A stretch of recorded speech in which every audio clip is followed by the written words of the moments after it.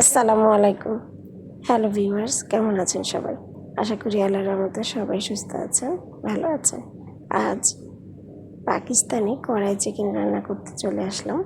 আমি এটা ইউটিউব দেখে শিখেছি। প্রথমে আমি মুরগির হাড়গুড় কড়াইতে দিয়ে সাথে মাঝারি সাইজের 3টা টমেটো কেটে কাঁচামরিচ দিয়ে দিয়েছি। এগুলো খুব ভালো করে তেলে ভেজে নেব।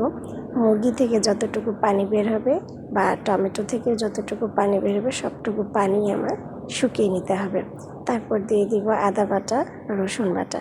এবার আদা বাটা, রসুন বাটাও চিকেনের সাথে খুব ভালো করে মিশিয়ে নিয়ে তাতে দিয়ে দিব ধনিয়ার গুঁড়া, জিরার গুঁড়া, হলুদের গুঁড়া এবং লবণ। এগুলো এখন খুব ভালো করে মুরগির সাথে কষিয়ে নিতে হবে। কষানো হয়ে গেলে দিয়ে দিব পরিমাণ মতো পানি। পানি দেওয়ার পরে দিয়ে দিব গরম মশলা। গরম মশলা সবসময় আমরা নর্মাল রান্নাতে আগে তেলে ভেজে নিই, এটা পরে দিলেও চলে। এই তো, তারপর সিদ্ধ হওয়া পর্যন্ত অপেক্ষা করব।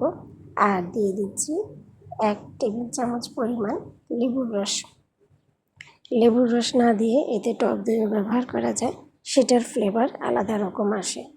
যাই হোক, ভালো করে সিদ্ধ হয়ে রান্না হয়ে গেলে সবার শেষে দিয়ে দিচ্ছি আমি বাটার। বাটারটা অবশ্যই যোগ করতে হবে, তা না হলে মুরগির আসল টেস্ট পাওয়া যাবে না।